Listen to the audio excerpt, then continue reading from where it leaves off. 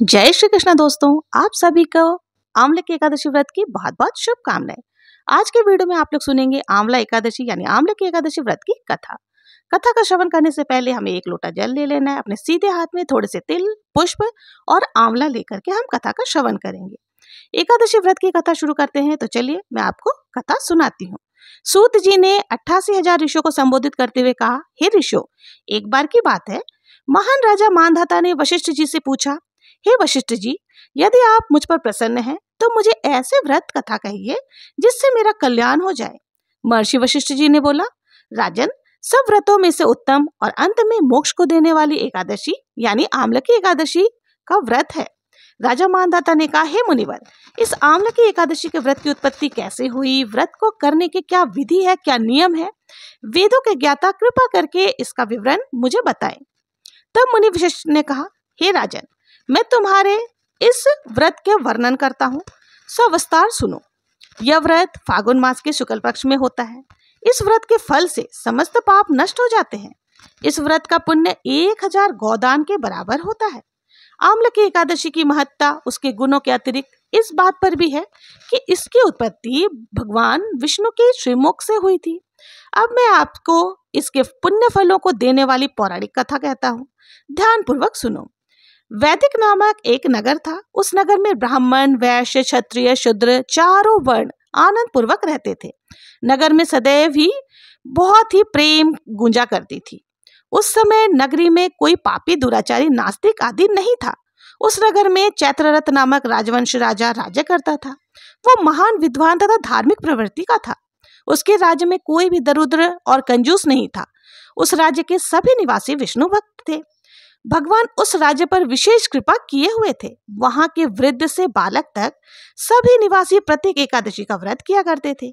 एक समय फागुन मास के शुक्ल पक्ष की आंवला एकादशी का दिन था। उस दिन राजा से प्रजा तक, वृद्ध से बालक तक सभी हर्षोल्लास सहित एकादशी का व्रत किए हुए थे।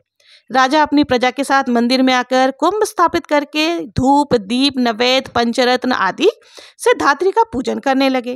वे सब धात्री के इस प्रकार स्तुति करने लगे, हे धात्री, आप ब्रह्मा स्वरूपा हो, आप ब्रह्मा जी द्वारा उत्पन्न और समस्त पापों को नष्ट करने वाली हो, आपको नमस्कार है। आप मेरा अर्थ स्वीकार करें। आप श्री रामचंद्र जी के द्वारा सम्मानित हैं। मैं आपसे प्रार्थना करती हूँ, मेरे समस्त पापों का हरण करें। उस देवालय में रात्रि को सबने जागरण किया। रात्रि के समय उस जगह पर एक बहेलिया आया। वो महापापी और दुराचारी था। अपने कुटुंब का पालन करने के लिए वो जीव हत्या करता था। वो भूख प्यास से अत्यंत व्याकुल हो रहा था। कुछ भोजन पाने की लालसा से मंदिर के एक कोने में बैठ गया। उस जगह भगवान विष्णु की कथा तथा एकादशी महात्म्य में सुनने लगा। इस प्रकार उस बहेलिये ने समस्त रात्रि अन्य लोगों के साथ जागरण में व्यतीत कर लिया। प्रातःकाल होते ही सभी लोग अपने अपने घर को चले गए। इसी प्रकार वो बहेलिया भी अपने घर आ गया। वहां आकर भोजन किया। कुछ समय बीतने के पश्चात उस बहेलिये की मृत्यु हो गई। उसने जीव हत्या की थी। इस कारण हालांकि वो घोर नरक का अधिकारी था, किंतु उस दिन आंवला का एकादशी का व्रत तथा जागरण के प्रभाव से उसने राजा विदुर के यहाँ पर जन्म लिया। उसका नाम वसुरथ रखा गया। वो चतुरंगी सेना सहित तथा धन धान्य से युक्त होकर 10 सहस्त्र गांव का पालन करने लगा। वो तेज धूप में, सूर्य के समान कांति में, चंद्रमा के समान वीरता में, भगवान विष्णु के समान तथा पृथ्वी के समान था। वो अत्यंत धार्मिक, सत्यवादी, कर्मवीर और विष्णु भक्त था। वो प्रजा को सम्मान देने वाला था, प्रजा का पालन पोषण करने वाला था। दान देना उसका नित्य कर्तव्य था। एक दिन राजा वसुरथ शिकार खेलने के लिए गए। देवयोग से वन में वो रास्ता भटक गए और दिशा का ज्ञान न होने के कारण उसी वन में एक वृक्ष के नीचे जाकर के सो गए। उस समय पहाड़ी डाकू यानी जो जंगली होते हैं वो आ गए। राजा को अकेला देखकर मारो मारो का उच्चारण करते हुए राजा की तरफ भागने लगे। वो डाकू कहने लगे कि इस दुष्ट राजा ने हमारे माता, पिता, पुत्र आदि सभी संबंधित को मारा है तथा देश से निकाला है। अब हम इसे मारकर अपने अपमान का बदला लेना चाहते हैं। ऐसा कहकर डाकू राजा को मारने के लिए दौड़े। उनके हाथों में अस्त्र शस्त्र थे जिनसे वो प्रहार करने लगे। उनके अस्त्र शस्त्र राजा के शरीर पर गिरते ही नष्ट हो जाते थे और राजा को पुष्पों के समान प्रतीत होता था। कुछ देर बाद विधाता की करनी ऐसी हुई कि उन डाकुओं के अस्त्र शस्त्र उन पर ही उल्टे चलने लगे, जिससे वो सारे घायल होकर मूर्छित हो गए। उस समय राजा के शरीर से एक दिव्य शक्ति प्रकट हुई। वह दिव्य शक्ति अत्यंत सुंदर तथा अत्यंत वस्त्र और आभूषणों से अलंकृत थी। उसकी भुकटी टेढ़ी थी, उसकी आंखों से लाल लाल अग्नि निकल रही थी। वो उस समय काल के समान प्रतीत हो रही थी। उसने देखते ही देखते उन सारे डाकुओं को काल के गाल में पहुंचा दिया। जब राजा की निंद्रा टूटी तो वो उन डाकुओं को मरा हुआ देखकर राजा सोचने लगा, बहुत ही मन ही मन विचार करने लगा कि इन सबको किसने मारा है, मेरा इस वन में कौन हितैषी हो सकता है। जब राजा वसुरथ ऐसा विचार कर ही रहे थे, तभी आकाशवाणी हुई, हे राजन, इस संसार में विष्णु भगवान के अतिरिक्त तेरी रक्षा करने वाला दूसरा कौन हो सकता है। इस आकाशवाणी को सुनकर राजा ने विष्णु भगवान को प्रणाम किया और अपने नगर में वापस आ गए और सुखपूर्वक राज्य करने लगे। महर्षि वशिष्ठ बोले, हे राजन, ये सब आम्लकी एकादशी के व्रत के प्रभाव से ही प्राप्त हुआ था। जो मनुष्य आम्लकी एकादशी का व्रत करता है वो प्रत्येक कार्य में सफल होता है और भगवान विष्णु के धाम को प्राप्त कर भगवान विष्णु की शक्ति सारे संकटों को काटती है।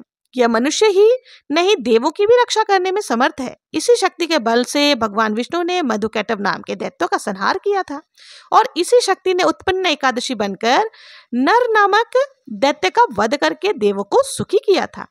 केवल एक बार आम्लका एकादशी का व्रत करने वाले बहेलिये को जन्म जन्मांतर तक विष्णु भगवान की कृपा प्राप्त हुई थी। अतः प्रत्येक मनुष्य को आम्ल एकादशी यानी कि आम्ला एकादशी का व्रत अवश्य ही करनी चाहिए। आम्ल की एकादशी की व्रत कथा सुनने से 1000 गोदान के समान फल की प्राप्ति होती है। हे राजन, जैसे आपने बहेलिये का उद्धार किया, राजा का उद्धार किया, उसी तरह से इस कहानी को कहते सुनते हुकारा भरने वाले सभी पर उद्धार करना, सब पर अपना कृपा दृष्टि बनाए रखना। ये थी आम्लका एकादशी की व्रत कथा। इसके बाद हम गणेश जी की कथा भी सुनेंगे। तो चलिए अब गणेश जी की कथा भी सुन लेते हैं। एक बार की बात है, एक बुढ़िया माई थी। वो बहुत ही गरीब और दृष्टिहीन थी। उसके एक बेटा और बहू थे। वो बुढ़िया सदैव गणेश जी की पूजा आराधना किया करती थी। एक दिन गणेश जी प्रकट हुए और उस बुढ़िया से बोले, हे बुढ़िया, मैं तुझ पर बहुत ही प्रसन्न हूँ, मांग क्या मांगती है। बुढ़िया बोली, हे प्रभु, मुझे तो मांगना आता ही नहीं, कैसे मांगू। तब गणेश जी बोले, अपने बेटे बहू से पूछ कर बता देना। तब बुढ़िया ने कहा, ठीक है। ऐसा कहकर गणेश जी अंतर्धान हो गए और बुढ़िया अपने बेटे बहू के पास जाकर कहने लगी कि गणेश जी आज दर्शन दिए थे, उन्होंने कहा है कुछ मांग। पुत्र ने कहा, माँ तू धन मांग ले। बहू बोली, ठीक है। और बहू के पास गई तो बहू ने कहा, पोता मांग ले। बुढ़िया ने सोचा ये तो अपने मतलब की बात कह रहे हैं। अतः उस बुढ़िया ने अपने पड़ोसन से जाकर पूछा तो पड़ोसन कही, हे बुढ़िया, तू कितने दिन जिएगी, तू तो धन क्यों मांगे और तू पोता क्यों मांगे, तू तो अपनी आंखों की रोशनी मांग ले जिससे तेरी जिंदगी आराम से कट जाए। इस पर बुढ़िया बोली, ठीक है। दूसरे दिन जब गणेश जी प्रकट हुए तो बुढ़िया से बोले, मांग बुढ़िया, क्या मांगती है। तब बुढ़िया कहने लगी, यदि आप मुझ पर प्रसन्न है तो मुझे 9 करोड़ की माया दे, निरोगी काया दे, अमर सुहाग दे, आंखों की रोशनी दे, नाती दे, पोता दे और सब परिवार सुखी दे और अंत में मोक्ष दे। यह सुनकर गणेश जी बोले, हे बुढ़िया, तुमने तो मुझे ठग लिया। फिर भी तुझने, और तू कहती थी तुझे मांगना नहीं आता, फिर भी तूने जो मांगा है मैं अपने वचन के अनुसार तुझे सब कुछ दूंगा। और ऐसा कहकर गणेश जी अंतर्धान हो गए। उधर बुढ़िया ने जो भी मांगा था वो सब कुछ उसे मिल गया। गणेश जी महाराज, जैसे उस बुढ़िया को आपने दिया वैसे ही सबको देना, कहते सुनते हुकारा भरने वाले की भी समस्त मनोकामनाओं को पूर्ण करना। बोलो गणेश जी महाराज की जय। तो ये थी एकादशी व्रत की कथा और गणेश जी की व्रत कथा। अगर आप लोगों को मेरी ये व्रत कथा पसंद आई हो तो कमेंट में जय श्री गणेश और श्री हरि विष्णु लिखना ना भूलें। मिलते हैं नेक्स्ट वीडियो में किसी और व्रत कथा के साथ। तब तक के लिए जय श्री कृष्णा, जय श्री हरि विष्णु।